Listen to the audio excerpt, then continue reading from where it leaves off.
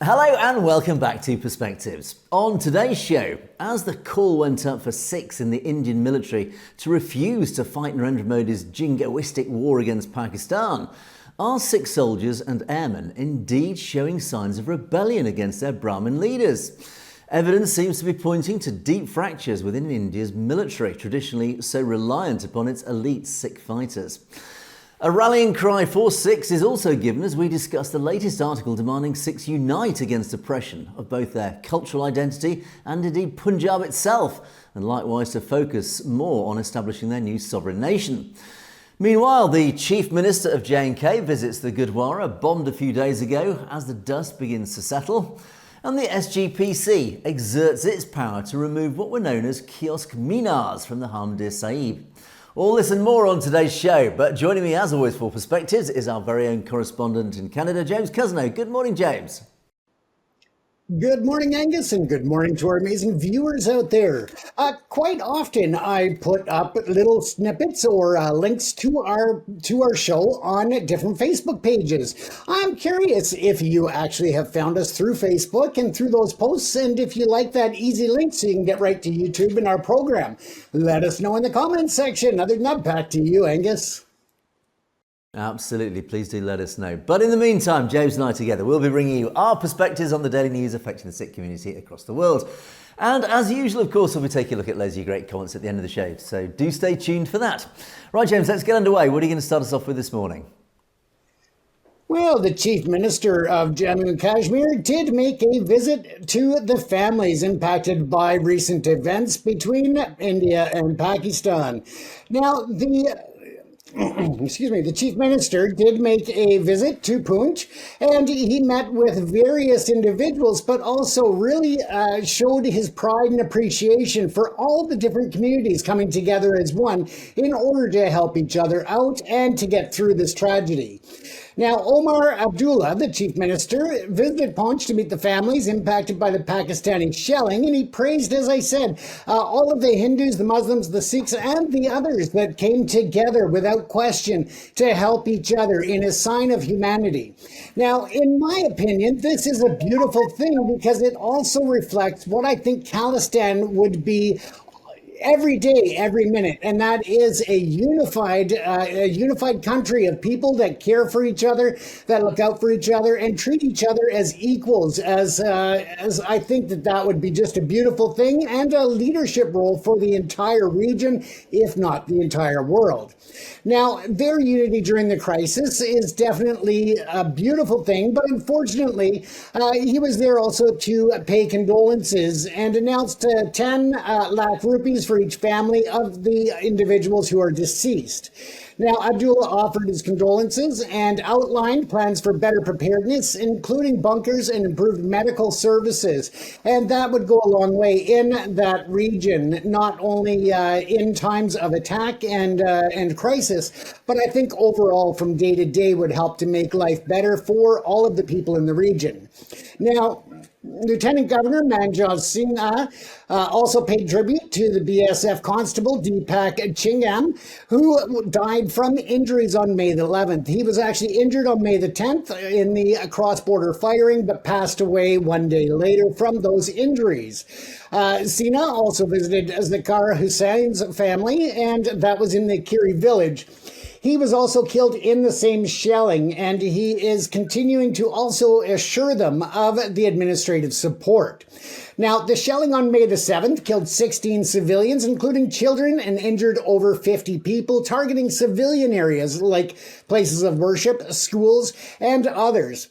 India's Operation Sindoor, targeting terror sites, preceded this and escalated tensions. Local communities showed resilience, with Poonch police refuting false claims about Muslim cleric's death, reinforcing communal harmony.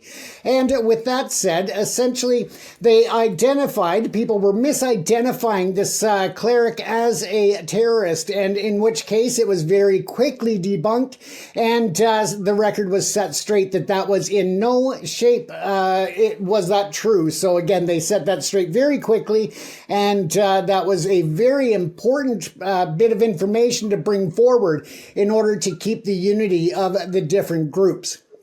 Now, the shelling began, as I said, on May the 7th, and that was following India's strikes on 9 terror sites in Pakistan and the PLK as part of Operation Sindoor. That was launched in response, of course, to the April 22nd attack that killed 26 in India. The attack lasted over 12 hours, targeting civilian areas, including a Gurdwara, which we've talked about on the show in recent days, as well as a madrasa and a forest department office. There was also a bus stand for some odd reason that was hit. I would assume that was a misdirected missile or explosive device. But it resulted in 16 civilian deaths, including 5 children and 50 injuries, as I stated. And some of those who passed away were Qari Mohammed Iqbal, a 46-year-old Muslim cleric, and that's the one that I had spoken of just a moment ago.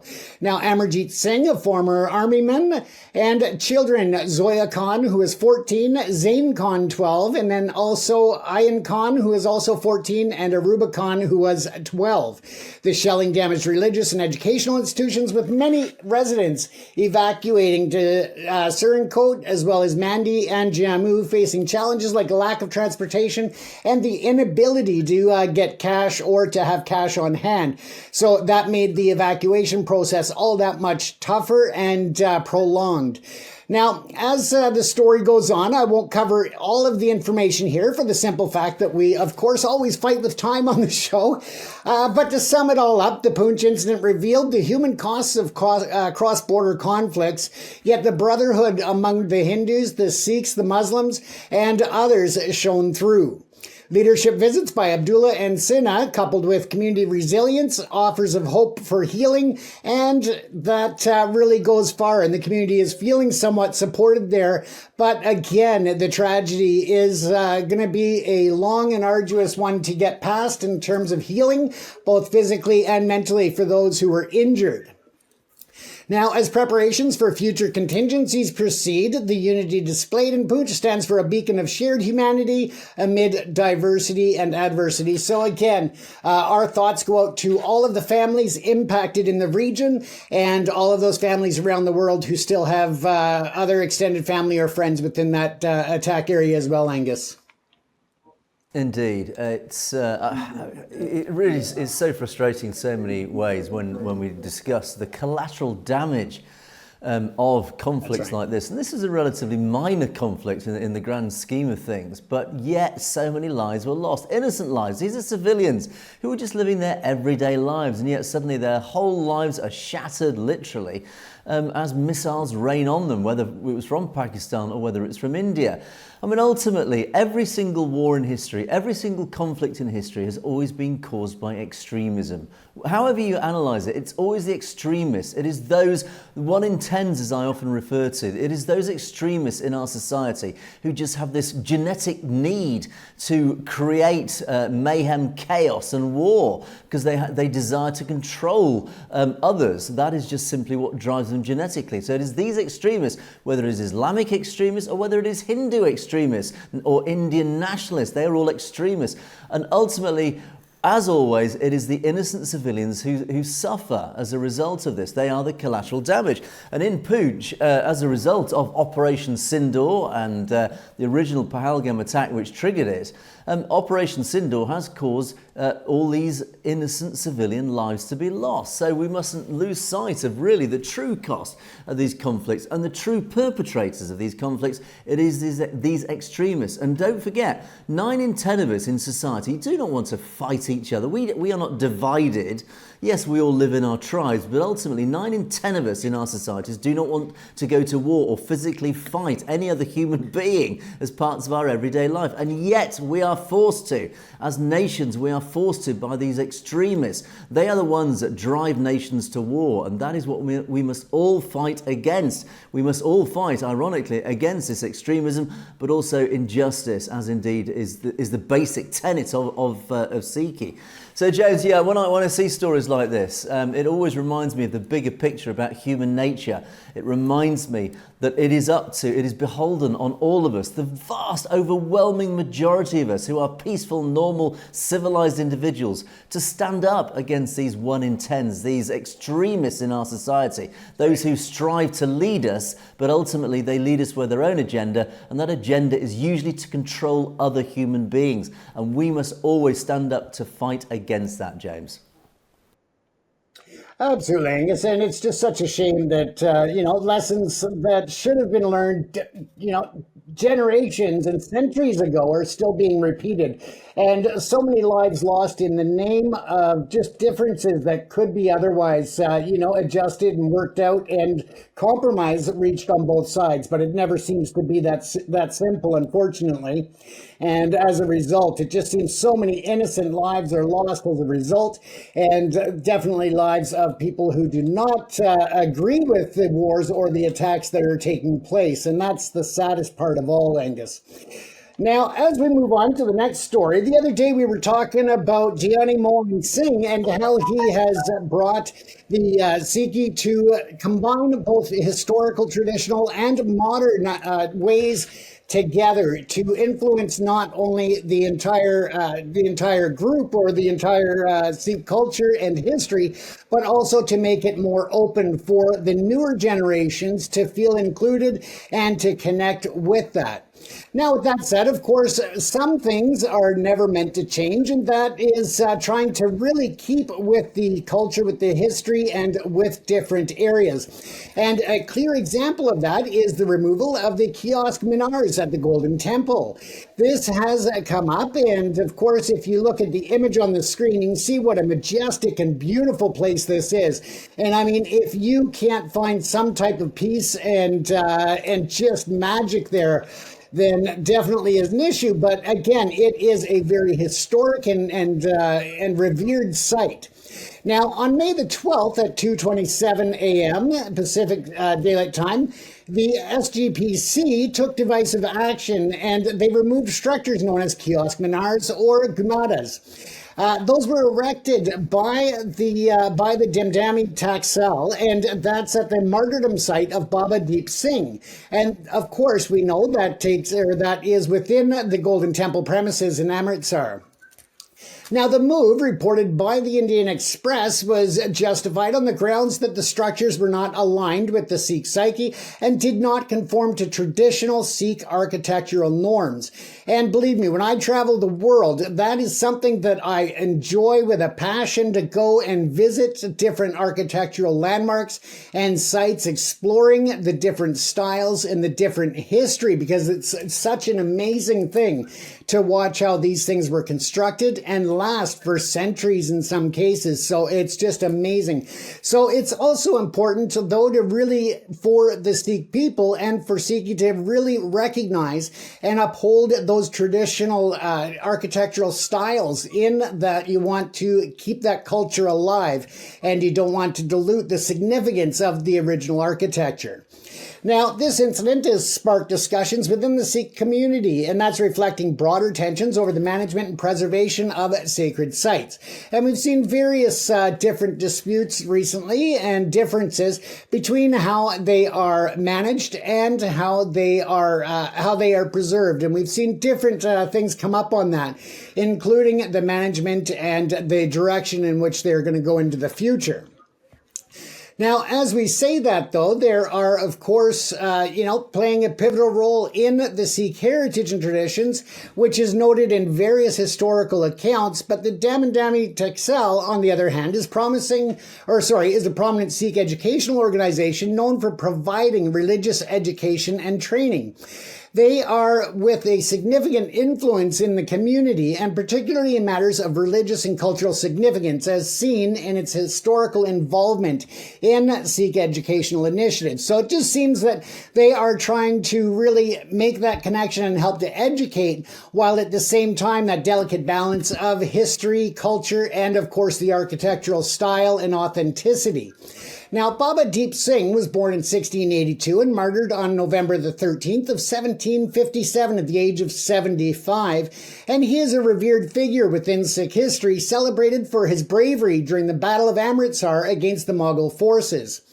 His martyrdom site within the Golden Temple complex is marked by a small memorial in the panorama, and that is of the Harmandir Sahib, specifically where his head is said to have fallen off after he was beheaded, as detailed on Wikipedia is where I got that detail.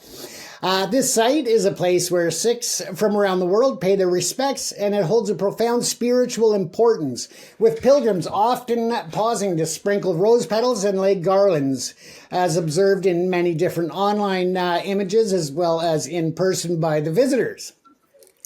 Now, this particular controversy began in November of last year when the SGPC president, Harmandir Singh Dhami, handed over the restoration and beautification of the Baba Deep Singh's martyrdom site to the Damdami Taxal. And that was handed over to the head of the organization, Baba Harnam Singh, for a one-year period. And that was reported also by the Indian Express. During the renovation, the Damdami Taxal erected the Kiosk Minars, architecturally referred to as Gummadas. Those were not a part of the original site design, but upon noticing the structures, the SGPC acted swiftly to remove them, and the temple manager, Bhagwant Singh Dengera, stated that they were not according to the Sikh psyche and did not match the Sikh architectural traditions. So again, there is some controversy there, and I won't go through the entire rest of the story, again, keeping in time, but it does bring into question certain other areas in which very important and significant statues, monuments, and structures have been redone using marble and gold leaf where it wasn't before. So again, that is really a controversy between the two groups that are trying to maintain authenticity while also bringing in a touch of the modern era. So the biggest concern, though, is that these kiosk minars are very similar to what you would see in other temples and not in line with the Sikh architectural history. So again, it's all about the balance there, Angus, and it seems that it has crept up again, but at least this is what I consider a fairly minor dispute or disagreement that can easily be resolved, and I think that it has been. I haven't seen a lot of kickback or any. I've searched 4 different stories and information about both sides, and it seems like it has just kind of been removed, and that was the end of it. There's no real animosity, there's no infighting or anything else that I found online about it. So it seems like they have come to that amicable solution to remove them.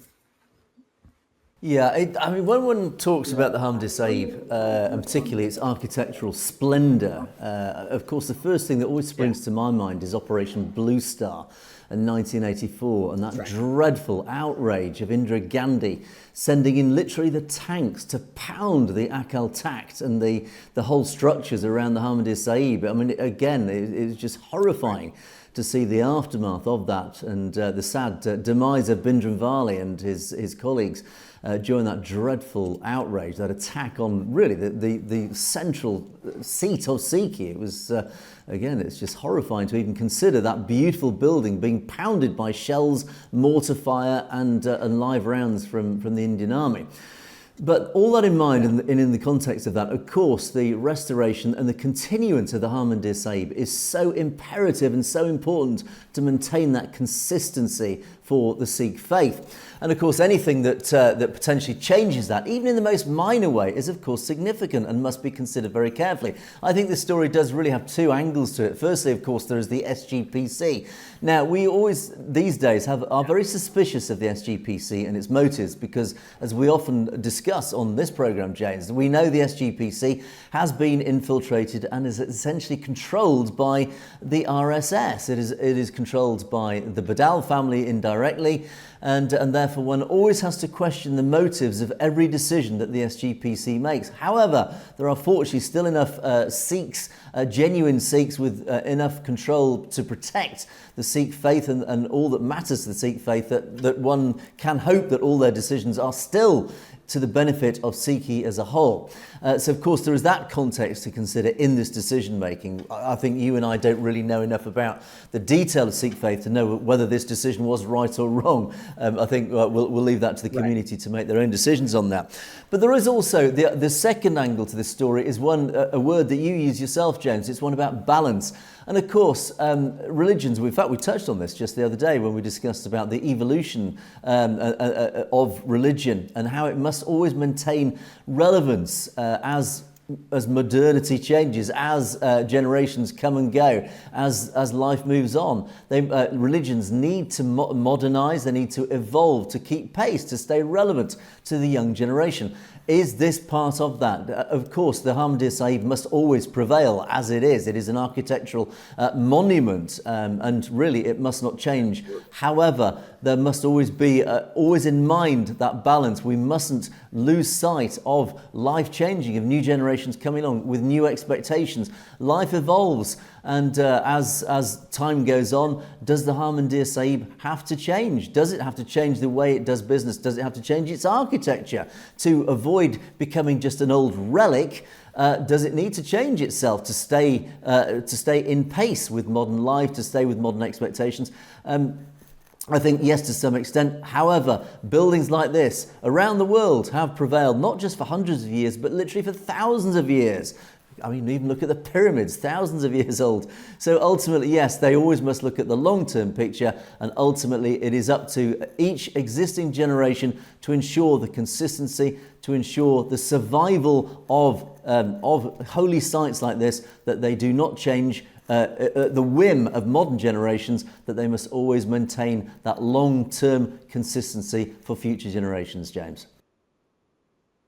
Absolutely. And I mean, it's just a beautiful facility. I mean, looking at it from this aerial view, it really gives you an idea and a concept as to the size and the magnitude and the detail that went into it. And it's just a fabulous building. As I said, I have a great respect for architectural beauty from all nations, all history points. And yeah, this is just another one that just amazes me. And yeah, I've got to go and see it in person so I can stand there in awe and then head over to lunch in Khalistan. Indeed, and hopefully one day it will be part of Khalistan. But a great sadness is me is 1986, just 2 years after Operation Blue Star, I was in the Punjab, but on the Pakistan side, and I was trying to cross the border to Amritsar to have a look at the Harmandir Sahib, but I was not allowed to cross the border. The border, unfortunately, was closed during that time. So maybe one day, James, maybe one day we will get there as a united team, as part of the Khalistan Broadcasting Corporation. Right, James, let's move on to my stories. And here's an interesting one. And I'm struggling to get more information on this, but there's an interesting story that is coming out of India, literally over the last sort of day or so. And it is a story really, I think, very linked to things that we've talked about recently, and particularly Gurpatwant Singh Pannoon, of all people, Sikhs for Justice, even maybe potentially have a hand in this, of all things. But a story hit the social media, it was spread across social media yesterday. And it relates to, I would say, probably one of the most important things for India going forward. And in fact, certainly in recent years, and particularly the BJP government. The BJP government has been accused of being authoritarian. And as history has proved, authoritarian regimes can only exist and continue their governance if they have a strong military. And if there is any disunity, if there are any fractures in that military, it has the potential to bring down authoritarian regimes. We've seen that across many authoritarian regimes across the world, even in recent times, whether it's Eastern Europe or the Soviet Union or wherever, is that any fractures in militaries tend to bring down regimes. Well, would you believe that the Indian Army has shown evidence of potential fractures?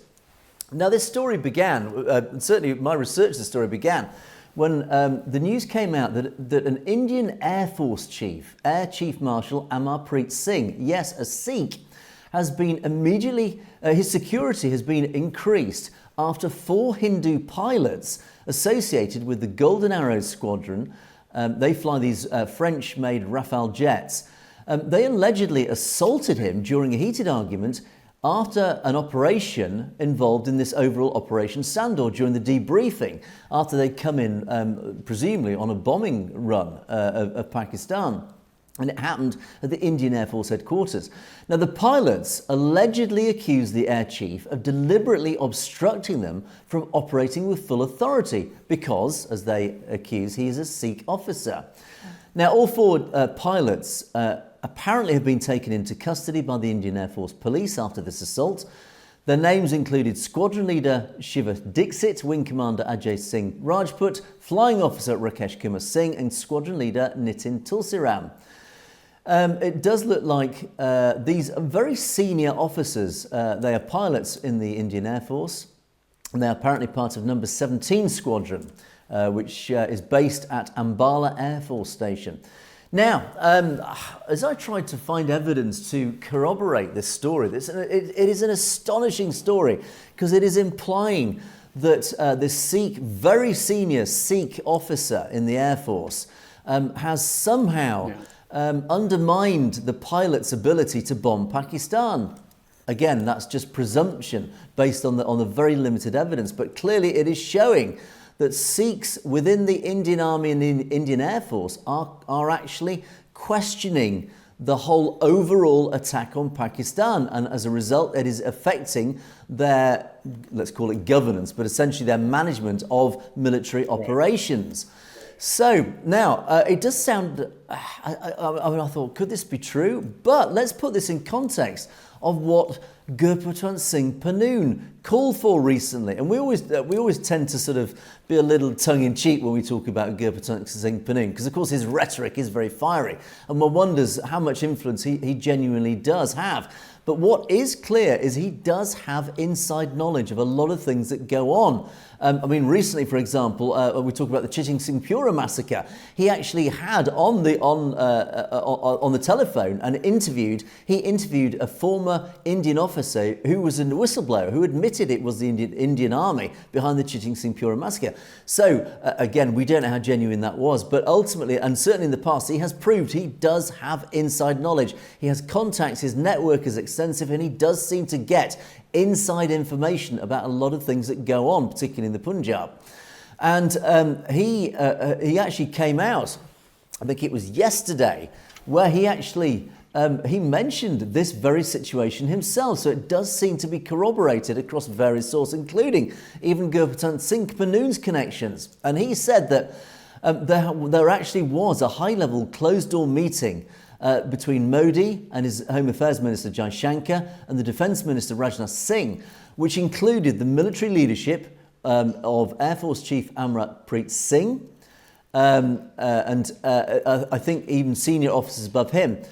And the Indian ministers, including Modi, reportedly accused Amarpreet Singh of undermining the Indian Air Force's performance during recent operations against Pakistan. So it does seem that this did actually happen. And according to leaked information from sources not authorised to speak publicly, NSA Ajit Doval confronted the air chief himself and apparently the conversation went, Ajit Doval asked with sarcasm, "Did you serve India honestly in this war?" To which Air Chief Amarpreet Singh responded, "I am serving India following my Sikh faith." So of course this exchange, this is really significant if it's true, and even if it's embellished slightly, it does point to fractures, important fractures in the Indian Army. And it does point to growing internal mistrust, particularly from the Indian side towards Sikh generals, but also from within the Sikhs within the Indian Army against their leadership, and of course their leadership, by extension, the Indian government.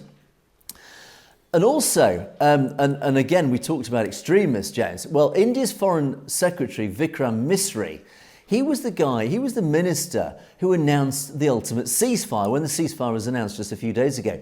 Vikram Misri announced the ceasefire, and as soon as he announced that, right across social media and other areas, he's been receiving death threats for doing this from right-wing Hindutva groups who also blame the Air Force Chief, Singh, for the loss of the Rafale aircraft during combat operations. So it does seem the Hindutva army has been mobilised behind the scenes, presumably again by the RSS and Hindutva, and the whole puppet masters behind all that. They have mobilised the Hindutva army online and elsewhere to threaten anybody who is beginning to undermine this Hindutva drive. And it does again point to the fact that this whole Operation Sindoor, this attack on Pakistan, was driven by Hindutva extremists influencing the government, influencing Modi, of course, who is that puppet of the RSS. And again, it all points to the fact that anybody who dares stand in the way of this RSS extremist nationalist agenda, that they will face the full wrath of the RSS and the Hindutva army. That is what Vikram Misri has suffered, and his family. They've received death threats for announcing a ceasefire of all things. And of course, this Sikh Air Force officer likewise has been threatened online by this same Hindutva army. Now also, to even really exacerbate the situation, apparently, over 300 Sikh soldiers are now under Indian military intelligence surveillance. An internal investigation is underway regarding Sikh soldiers' activities after the original Pahalgam attack, and Sikh soldiers may apparently face court-martial in the future. All this, of course, sits in the context of just a few days ago when the Sikhs for Justice organisation sent out a public clarion cry urging Sikh soldiers to abstain from fighting Pakistan. It was Gurpratap Singh Pannu in his own vociferous way, as always. He said, look, you must stand up for your Sikh principles. You must not join in this attack on Pakistan.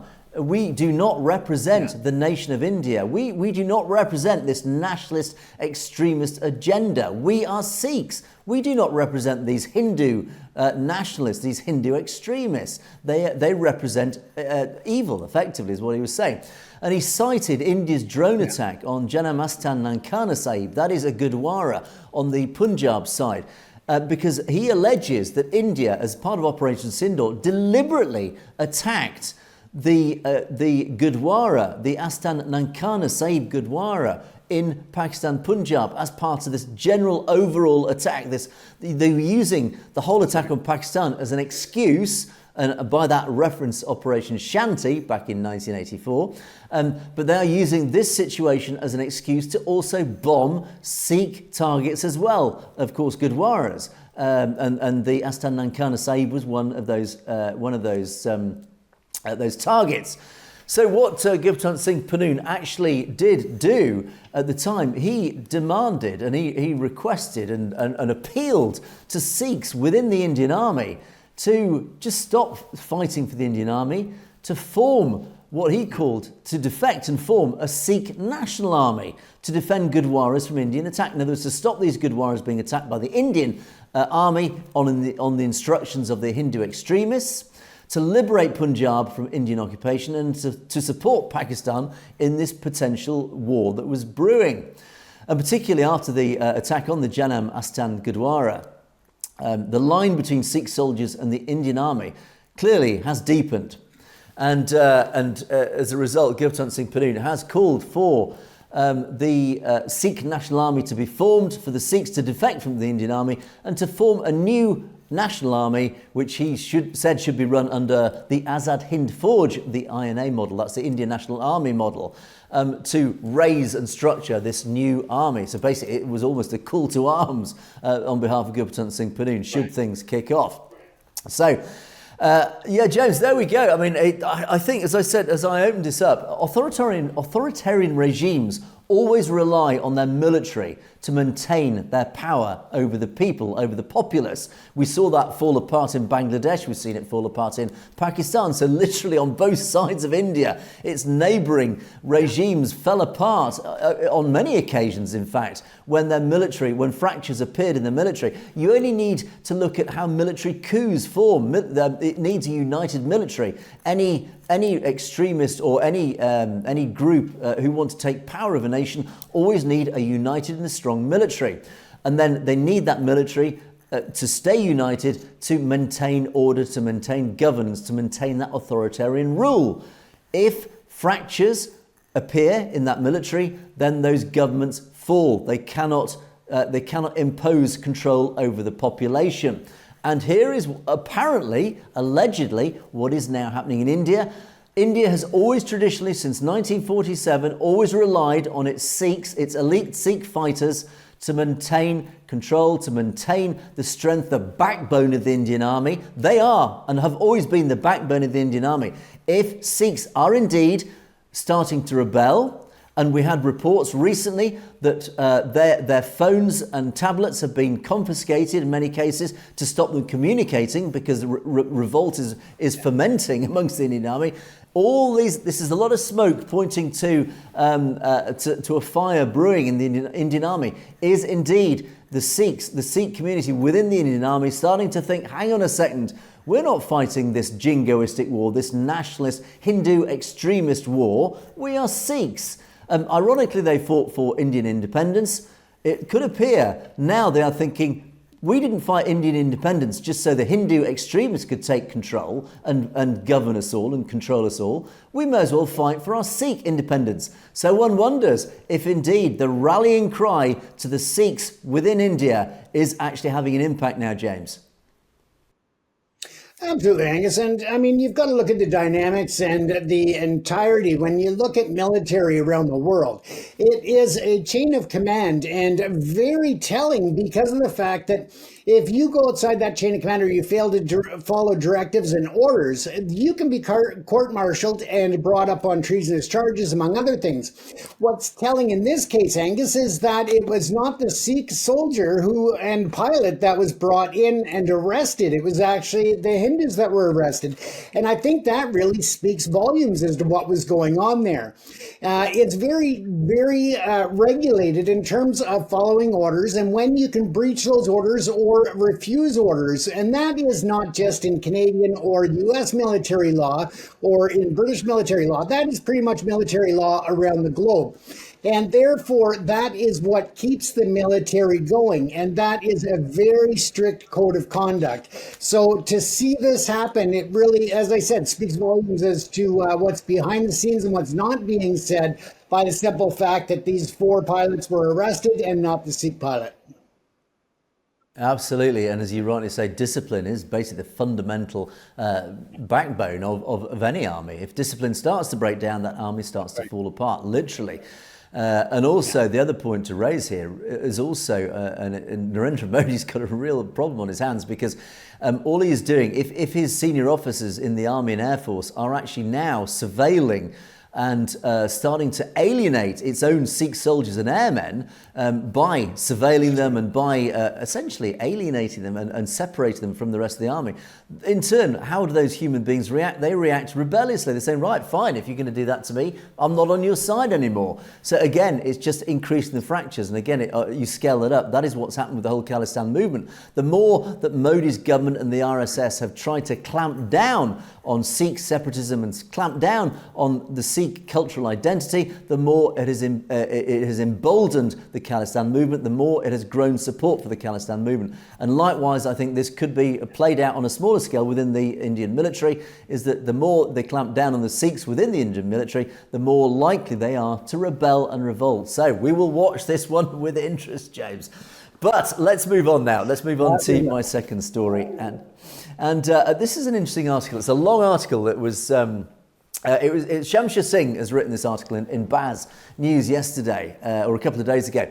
And it follows along the same theme, and it aligns with a lot, I would say, a growing number of articles, a growing momentum just around the media, mainstream social media, outlets, of course, including us. There are more and more articles appearing saying, look, why on earth are we putting up with this Indian persecution, this oppression of our faith, of our cultural identity?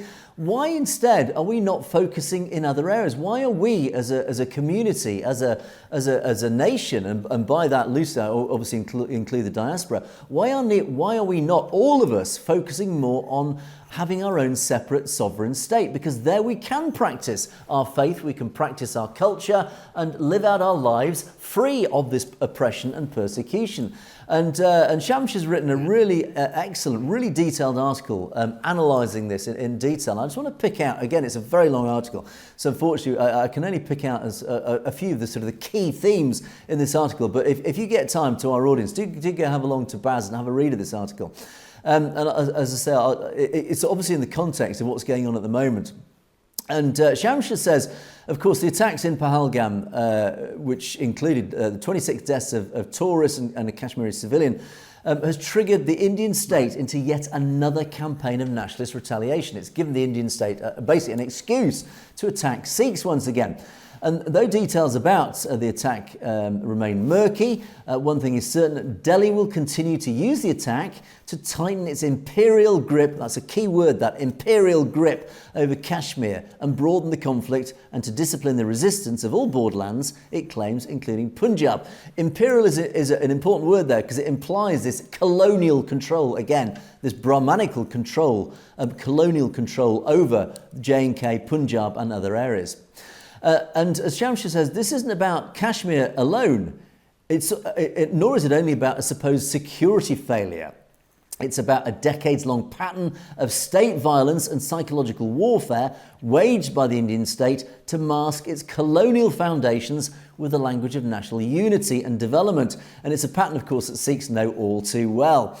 Mass arbitrary arrests, enforced disappearances, brutal suppression of political organising, which calls for Kashmiri liberation, are the daily reality of Kashmiris. Yet Indian media portrays it all as normalisation. So this is, again, another interesting theme that, this is played out across the Punjab. The parallels are very obvious. But across Kashmir, as we've often reported, they have this clamping down on the human rights within Kashmir, but it's portrayed by the Indian media as just normal. This is normal.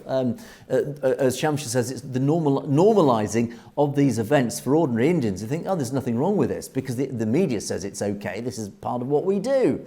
And the Indian media isn't merely reporting on Kashmir, it's weaponising Kashmir's portrayal in its media and political rhetoric. TV anchors, Bollywood actors, social media influencers relentlessly dehumanise Kashmiris, priming the Indian public to accept and even celebrate mass violence. So again, it's all about manipulating the audience, using the mainstream Godi media to say, look, it's all right to do this against Kashmiris. It's dehumanising. They don't count. They don't matter. So it's all right to do this. That is the theme that is being perpetrated by the Indian media.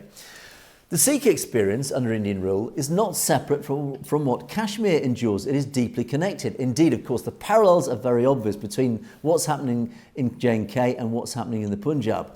From 1984, that we talked about, to the systematic theft of Punjab's river waters, the undermining of Punjabi language, agriculture and self-governance, Sikhs have lived the violence of India's sovereignty. Our resistance was not met with dialogue that centres on our sovereignty. Instead, it was criminalised. And of course, we were all labelled as terrorists. Yes, how often have we had to announce that? And the patterns of state repression, as seen in Kashmir, draw clear parallels with Punjab. Of course, what we're seeing in Kashmir over recent years, of course, has been played out across the Punjab, indeed, I would argue, for decades. And then Shamshir goes on to look at the larger scale geopolitical perspective on this.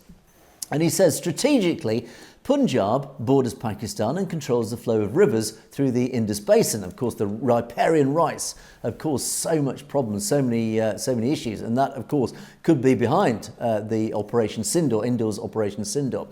Strategically, of course, these rivers are so imperative to India's overall strategy for the region. Culturally and historically, it's been the seat of fierce resistance, the Punjab has, the homeland of the Khalsa spirit and the beating heart of resistance against imperialist powers.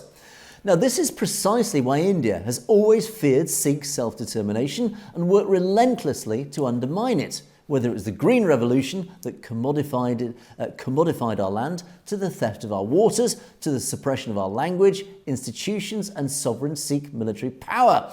India's need for Sikh loyalty is not just spiritual, cultural, even symbolic. It is strategic. In other words, it is, in fact, I read that wrong and I read it wrongly. I inserted one word, a significant word. It's India's need for Sikh loyalty is not only, no, it's not at all spiritual. In other words, Shamshir's point here is India wants Sikhs on side, not because they're loyal to Sikhs for their spirituality, their cultural or symbolic existence. Not at all. India only needs Sikh loyalty for a strategic reason. Sikhs concentrated in the border regions of the Punjab and J&K are critical to India's military infrastructure and its propaganda of national unity. In other words, the Indian government needs Sikhs. Now, India's recent suspension of the Indus Waters Treaty doesn't solely impact Pakistan. It is, of course, a threat to Punjab as a whole. And then Shamsha then starts to turn the attention in this article on the Sikhs themselves and say, look, this is where the rallying cry comes in.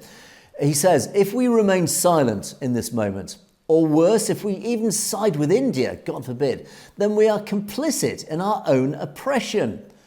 Already some well-meaning Sikhs and Sikh politicians in the UK have fallen into this trap. Yes, of course, we saw one Sikh MP and another MP withdraw their names, presumably under Indian pressure, from that appeal to free Jaggi to Keir Starmer. Right. So, again, there are Sikhs here in the UK and presumably around the diaspora who are falling into this trap set by Hindu extremists to withdraw support for this overall clarion cry to Sikh resistance. And to be Sikh is to resist oppression in all its forms. Of course, that is one of the central philosophies of Sikhi, even down to the first guru stood for. It is to stand against oppression. We are not nationalists of the Indian variety. We are sovereign people who believe in Miri Piri. For us, political and spiritual freedom are inseparable. We were never meant to be subjects of empires or docile citizens of nation states. Punjab's liberation, the call for Khalistan, is not merely a demand for new borders on a map. It is the call for a sovereign Sikh polity rooted in Gurmat, where the Khalsa rises against those that seek to dominate and oppress. A world of justice, freedom and dignity for all. It demands that Sikhs not become pawns of any empire, but remain torchbearers of resistance against tyranny everywhere. Khalistan Zindabad. That's a fantastic article written by Shamsha. I urge our audience to go read it in full, but what a wonderful clarion cry, reminding Sikhs about what their faith actually stands for and what indeed the Sikh community as a whole, whether it's in the Punjab or whether it's in the diaspora, need to unite, and they need to unite and push now. They need to focus their attention on a Sikh sovereign nation of Khalistan, James. Absolutely, Angus. And let's face it, it is a lot more than just a sovereign nation. It is to ensure that cultural history, to remind them that generations and generations and centuries of history and customs and culture are needed to be protected. And by having the homeland of Khalistan in a sovereign nation, that gives surety and insurance towards the future to protect all of that's so dear and beholding to the Sikh community. Indeed, a momentum is building, and things only change usually by either catalytic events, which causes catastrophic change, or through incremental steps. Rebellions tend to succeed, certainly in the early days, by small incremental steps. We are seeing momentum build, and these small incremental steps of rebellion are appearing now, whether it's fractures in the Indian army, whether it is an increasing number of articles and unification of groups of Sikhs starting to more openly say, look, why don't we have our own sovereign nation, etc., etc. And it only takes to get to that critical mass that it needs to reach a threshold point where more and more people have the courage to start forming around the nucleus of rebellion, and it reaches a critical mass where they can suddenly openly unite, openly and in public, and those tend to then suddenly push oppressive regimes, and that is when big events happen, when huge changes occur. That is the point. We are reaching that point, that critical mass point. I believe it is. We are on the verge of that. So as long as this momentum keeps building, James, I think we're heading for very good things in the future. Right. Let us move on to our comments section as the clock counts down as always. Interestingly, James, I've noticed in our comments column, just particularly in recent days, of course, I think this is as a result of the of Operation Sindoor, we're seeing more and more commenters, and I guess in our audience, people from Pakistan joining in. Naeem Akram says Pakistan Zindabad, and Malik Umar says I love Pakistan and the Pakistan Army. Well, absolutely, as is your right to do so. And I would say if you're watching us from Pakistan, say hello, come and join us. We are we open our arms to anybody who wants to come and watch us and join our family here on Satellite TV. We treat everybody as equals. We don't have any enemies. Our only enemies, of course, are those Hindu nationalist extremists who are causing all these problems. We, however, like all Sikhs across the world, open our arms to everybody as equals, as fellow human beings, James. So, of course, we do welcome anybody on the Pakistan side to our channel and let us know that you exist. Absolutely. And that's something that we love, is to see the diversity of our audience and to make sure that we are including everyone in the conversation. So welcome to those from Pakistan and elsewhere around the globe. Let's know where you're coming in from on the program. Indeed. In fact, tell more people over the border in Pakistan. Tell more of your colleagues and friends to tune into us. We'd love to hear more from the Pakistan side, particularly those who are in the Pakistan side of Punjab, or Punjab side of Pakistan. So anyway, thank you for your comments. Binder AK-47, MPs need to have guts and come out and speak about this serious matter against Starmer. Of course, this is talking about the child grooming, these grooming gangs which have been targeting Sikh young girls.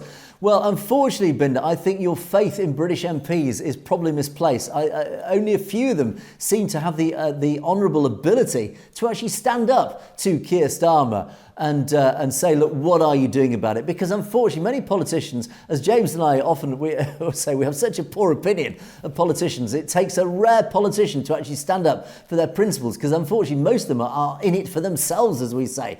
Yes, it would be wonderful if MPs did have the guts and come out and speak up about this serious matter. But, I shall hold my breath and wait and see, James, as I'm sure you probably feel the same. Exactly. Angus, you know I won't hold my breath because I'd turn blue first and I'm already red enough. And in fact, I've just referred to it, that letter that went in that was signed by over 100 MPs that went to David Lammy and Keir Starmer demanding action on Jaggi. 2 of those MPs withdrew their signatures.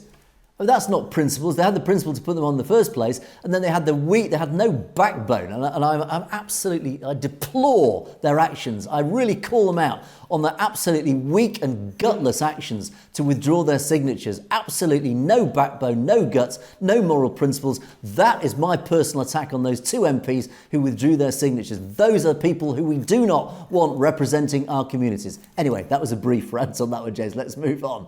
Right, Stay Safe says, when skirmishes and conflicts occur in Punjab, we need to see blue helmets of course, the United Nations and white vehicles emerge with UN marked on them. So, of course, this is a cry from Stay Safe saying, look, we need the United Nations to step in when our holy sites like the Harmandir Sahib or, in fact, even other Gurdwaras are attacked, whether it's from Pakistan or whether it's from India. But we need the UN to step in and protect these holy sites. And of course, you then refer to the Akal Takht, which unfortunately, was subject, well, you say a few shots of rounds. It was more than that, Stay Safe. It was a line of Indian tanks that literally poured, I think it was 80-something shells into that holy building. I mean, again, an absolute outrage. But yes, but let's come back to modern times. James, I'm afraid my belief in the United Nations, they are a bit of a talking shop. They do have a role to play. How effective they would be in this situation, who knows, James? I think the United Nations is always dependent upon which individual troops it happens to be using wearing the UN helmets, those blue helmets. But who knows, James? It seems to me, Angus, and maybe it's just my perception or the media that I'm watching, but I've really seen a decline in involvement of the United Nations around the world. And of course, we know that they are still involved when it comes to humanitarian aid, but when it comes to peace and helping with civil unrest to give some type of stability to certain regions, I think that I know that I have really seen a decline in what they're doing.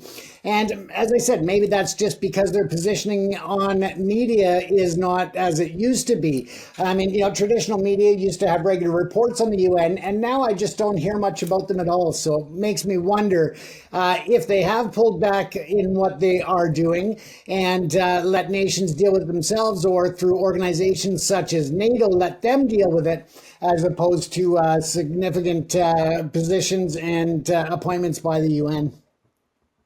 Yeah, and I think the UN does have a role to play. Unfortunately, it has been undermined. I think there's been lots of scandals and problems in recent times related to them, which has undermined their authority, unfortunately. But anyway, let's move on. And on one of our shorts, we had a couple of interesting comments.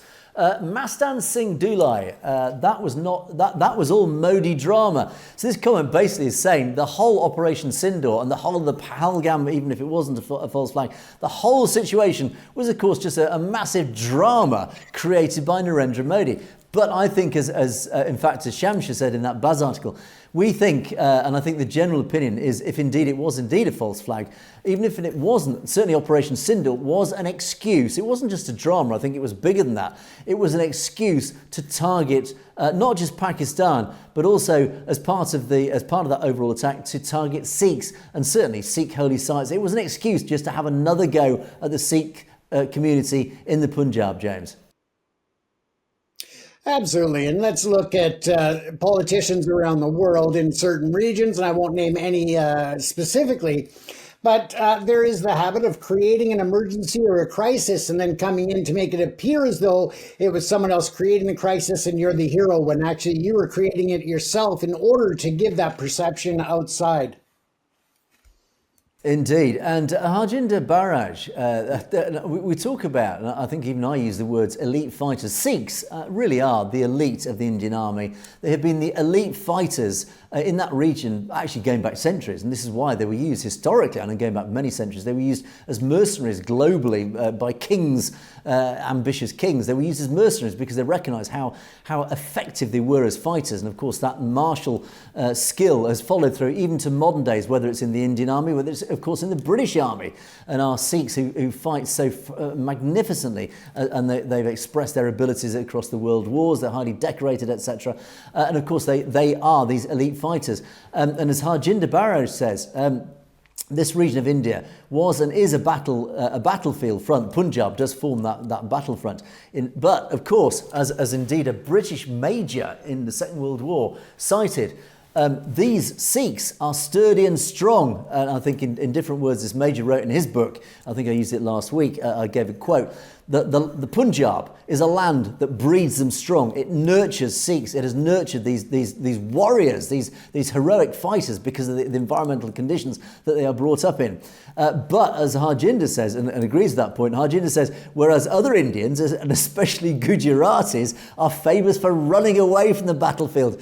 Gujaratis, of course, include Narendra Modi. It does include, I think, is it Amit Shah, the minister in the Indian government. So indeed, I think you have a very poor opinion of Gujaratis. I don't know enough about Gujaratis other than many comments that we receive in a similar vein. Punjab builds them strong and brave. Gujarat breeds them weak and gutless, James.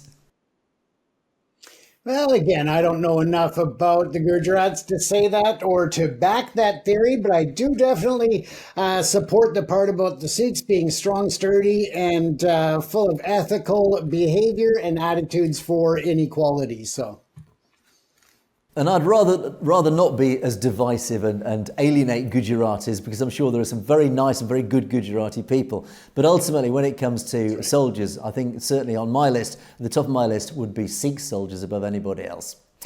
And final set, Azad kicks off the final set with English captions is confusing. Here we go again, James. I think we've had this one before. Azad, I have to explain, we do not generate the captions. They are automatically generated by Google, by YouTube itself. Unfortunately, yes, it does translate Sikhs as S-I-C-K or S-I-X, as you say. We have no control of that. And Sikhs in the UK are pronounced Sikhs, so which does have correct captions. But in the US and North America, Sikhs are known as Sikhs, which unfortunately translates as, well, S-I-X or S-I-K, S-I-C-K. So, James, is there anything we can do about this? I don't think so. Unfortunately, not yet. The systems are improving and getting better, but there are going to be some confusion on words. My last name, for example, is French, but so it's spelled, Cousineau with an EAU. But let me tell you, it's spelled all kinds of different ways in the captions on many shows. So again, it's just something that we have to work with, and hopefully over time they'll get corrected for us. Indeed. So apologies, Azad. There's nothing that we can do about that. You'll have to turn your attention to YouTube. Preteen Dylan says, Sikhs respect all religions. Of course they do. That's what Khalistan will stand for. But don't tolerate if anyone enforces other religions on them through mind control, black magic and force. Absolutely right. In other words, Sikhs stand up for their own religion, and they certainly do not impose their religion upon others. But if anybody tries it upon them, well, they absolutely will stand and fight against that. And the final comment of the day comes from Maja Mafia, and I can't admit that I understood the Punjabi. I had once again to turn to Google Translate. My Punjab isn't quite that good yet, and it translates as a fabulous comment as the Khalsa will rule. There will be no trouble. Everyone will find refuge no matter what.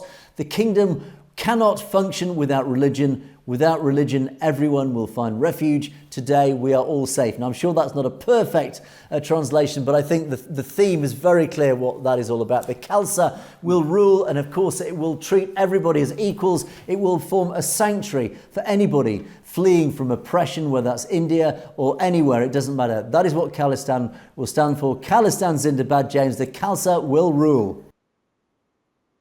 Absolutely. What a beautiful comment, and thank you for that. Thank you to everyone for all of your amazing comments. And don't forget, we also have Critics Corner, and that's where you can disagree with us, so don't be shy. Yes, please do. Of course, Critics Corner has been very quiet in recent weeks. So if anybody's watching who totally disagrees with us, wade in, have a go at us. Call us out where we're going wrong or counter-argue. We always love to have a good bit of Critics Corner on the show. But on that note, thank you also to our wider audience as well. Please do keep your comments coming. There's been some fabulous comments that have been coming in recent days. So do let us know anything that you'd like us to talk about, or if you want to bring to our attention, as many of you have been. Of course, you can message us directly at message@satellagetv.com. So please do that, as many of you have been doing so. But that is it for another day. Thanks so much for watching Perspectives. It is a goodbye from me, and it's a goodbye from James. Stay safe, everyone. You have, of course, been watching Perspectives. We will see you next time.